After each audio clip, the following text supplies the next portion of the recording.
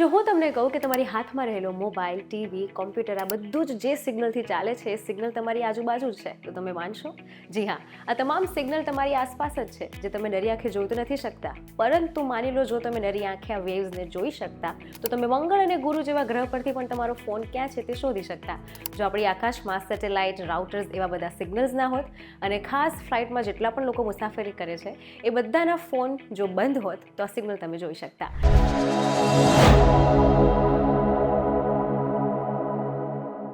Hello Janvi Pandya, આજના સ્પોટલાઇટના વિડીયોમાં જાણીશું કે જેટલા પણ લોકો વિમાનમાં મુસાફરી કરે છે એ લોકો જેમનો ફોન બંધ નથી રાખતા, તો વિમાન માટે, એ પાયલટ માટે અને મુસાફરી કરતા તમામ લોકો માટે કેટલી મોટી મુસીબત થઈ શકે છે. જો તમે ફ્લાઇટ કરી છે તો તમે આ ચોક્કસ સાંભળ્યું હશે કે passengers are requested two put there electronic device on airplane mode. પરંતુ 50%થી વધારે લોકો આ સાંભળે છે ખરા, પરંતુ એને અમલમાં નથી મૂકતા. તો વિમાનમાં સૂચના શું કામ આપવામાં આવે છે પાછળનું ચાલો કારણ સમજીએ. તમે હંમેશા પાયલટ પાસે હેડસેટ જોયા હશે.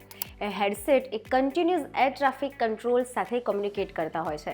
જો તમારા બધાના ફોન એ વખતે ઓન હોય તો સિગ્નલ્સમાં ખૂબ મોટી તકલીફ થઈ શકે છે. પાયલટનું એર ટ્રાફિક કંટ્રોલ સાથે કોમ્યુનિકેશનમાં તકલીફ ન આવે, ડિસ્ટર્બ ન થાય, આ માટે એડવાઇસ આપવામાં આવે છે. ફ્લાઇટના બીજા મુસાફર તેમના મોબાઈલ ફોન કે બીજા ઇલેક્ટ્રિક ડિવાઇસને જો એરપ્લેન મોડ ન કરે તો શું થાય ચાલો જાણીએ. દરેક મોબાઈલની રેડિયો ફ્રીક્વન્સી હોય છે જેના દ્વારા કોલ, મેસેજ, સર્ચ બધું જ આપણે કરી શકીએ છીએ. પણ પ્લેનમાં જ્યારે અમુક ઊંચાઈએ હોઈએ ત્યારે આ મોબાઈલ ટાવરના સિગ્નલને ફ્રીક્વન્સી માટે ટ્રાય કરતું રહે છે. હવે વિચારો ફ્લાઇટમાં કેટલા બધા લોકો હોય. જો આ તમામ લોકો પોતાના ફોનને એરપ્લેન મોડ ન કરે તો તમારો ફોન કન્ટિન્યુઅસ એ ટાવરને અને સિગ્નલને લેવા માટે ટ્રાય કરતું રહે છે. અને એ જ્યારે સિગ્નલ લેવા માટે ટ્રાય કરે છે તો એ તમામ ટ્રાય જે છે તે હેડસેટવાળા પાયલટને ખૂબ તકલીફ અપાવે છે. કારણ કે પાયલટના સિગ્નલ જે એમને એર ટ્રાફિક કંટ્રોલ પરથી મળી રહ્યા હોય છે એ તમામ સિગ્નલને તમારા ફોનના સિગ્નલ ઇન્ટરપ્ટ કરે છે. આ ઇન્ટરપ્ટેડ કોમ્યુનિકેશન બઝ સાઉન્ડ દ્વારા ડિટેક્ટ થાય છે અને એટલે વારંવાર પાયલટ દ્વારા વાત સમજાવવામાં આવતી હોય છે કે તમે તમારા ઇલેક્ટ્રિક ડિવાઇસને, મોબાઈલને એરપ્લેન મોડ પર રાખો. હાલના મોડર્ન પ્લેનમાં પિકો સેલ્સ આવેલા હોય છે. આ પિકો સેલ્સ એ અમુક મોબાઈલના સિગ્નલને જ હેન્ડલ કરી શકે છે.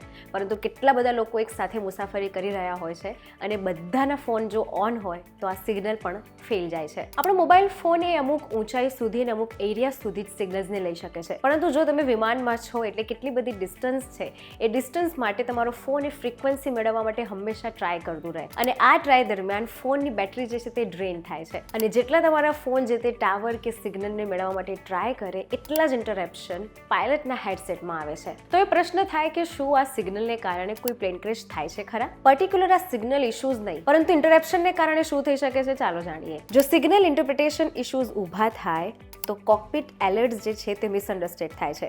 મિસલીડિંગ ડેટા મળે છે એર ટ્રાફિક કંટ્રોલમાંથી, જેના કારણે પાયલટને પ્રોપર ગાઈડન્સ નથી મળતું. ઇનકરેક્ટ અને ઓટોમેટેડ રિસ્પોન્સ મળે છે, જેના કારણે એઆઈ ડ્રીવન સેન્સર જે છે તે ફેલ જાય છે. આનું ઉદાહરણ છે Boeing 737 max crashes, Lion Air 610, Ethiopian 302 જે કોન્ફ્લિક્ટને કારણે થયું હતું. આ સાથે air speed data Air France flight 447 પર આવા જ સિગ્નલ ઇન્ટરપ્રિટેશનના કારણે થયું હતું. એક સ્ટડી દ્વારા મિસકોમ્યુનિકેશન એન્ડ ઇન્ટરપ્રિટેશનને કારણે શું થઈ શકે છે એ ચાલો જાણીએ. આ રિપોર્ટ પ્રમાણે જ્યારે હેન્ડસેટ સ્વિચ અજાણતા જામ થઈ જાય છે, અને આ જામ ક્યારે થાય? જ્યારે ઘણા બધા સિગ્નલનું એક સાથે ઇન્ટરપ્રિટેશન થાય ત્યારે રડાર જામ થઈ જાય છે. વિમાનમાં માઇક્રોફોન અટકી જાય છે અને બીજા વિમાન સાથે અથવા એટીસી એર ટ્રાફિક કંટ્રોલ સાથેના કોમ્યુનિકેશનમાં અવરોધ આવે છે. જો બે વિમાન એક સાથે ટ્રાફિક ઇશ્યુ ફીલ કરી રહ્યા હોય તેવામાં પણ કોમ્યુનિકેશન ના થાય તો આ સ્થિતિ ખૂબ ખતરનાક સાબિત થઈ શકે છે. કારણ કે જેટલા પણ વિમાન ફ્લાઇટ કરતા હોય છે એ તમામનો કંટ્રોલ એટીસીના હાથમાં હોય છે અને આ સાથે એમનું કોમ્યુનિકેશન પાયલટના હેડસેટમાં પ્રોપર પહોંચે તે પણ ખૂબ જરૂરી હોય છે. આ સાથે એફસીસી અને એફઈએ હોય છે કે જે વિમાનને કંટ્રોલ કરે છે. FCC flight centric air traffic control અને એફઈએ ફિનાઇટ એલિમેન્ટ એનાલિસિસ જે ફ્લાઇટને સુરક્ષિત રીતે ડાયવર્ટ કરે છે. ટ્રાફિક કંજક્શનને ઘટાડવા માટે ઉપયોગી છે.